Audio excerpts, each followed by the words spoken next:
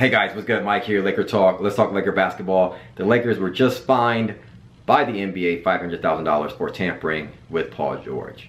This is great news. This is chump change. I was scared when I first saw the tweet. The news just broke, just got off Twitter.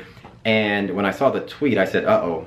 You know, because when they started this tampering investigation from the Lakers into Paul George, they were saying that the fine could be, you know, either the penalty could be a fine, could be taking away of draft picks, and disallowing the Lakers to sign Paul George. That freaked me out. So when I saw that, I started to read the article. I'm like, hey, I don't care about the fine. Are we going to get penalized for not being able to, not being able to draft Paul George when he becomes free agent in 2018? Apparently, that's not the case. So we look at it like, hey, that's chump change. Okay, as I mentioned in one of my last videos, not the last one, but one before last, I was right and wrong. Okay, I said it's clear, everybody knows we tampered, right?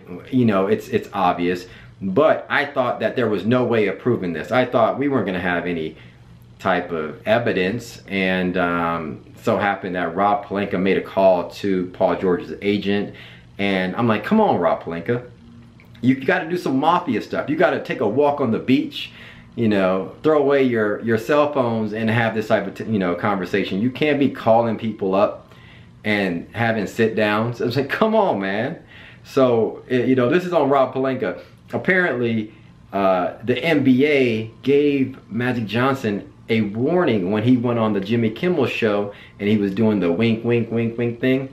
I thought that was like, it was kind of like a joke, but in a sense, he was kind of like, it was kind of like saying, hey, Paul George, we want you. And you can't do that when Paul George is under contract. I guess players can do that, but because I see players do that all the time. Or maybe the players do it when they're outside or on free agents. But you see players do that through Twitter all the time. So maybe the players can do that. Like wink, wink, you'll be cool on our team, whatever. But GMs, I guess, can't do it. I don't know the rule. Anyway, you just can't be messing around with people. We got to leave Paul George alone. He's on OKC right now. Don't even mention his name. If a reporter asks Rob Pelinka, what do you think about Paul George? I don't even know who that is. If they ask Magic, what do you think about Paul George? No comment. I don't even know who that is. If a reporter asks them a question about Paul George, that reporter needs to be fired. Taken out to the backyard and smacked around. Stop bringing up Paul George's name until we get him. Until he's a free agent in 2018. Until then, we don't know who Paul George is. We don't know who he plays for. We don't know if he plays football or basketball or soccer. We don't even know. No hablo española when it comes to Paul George from this point on, all right? $500K is chump change.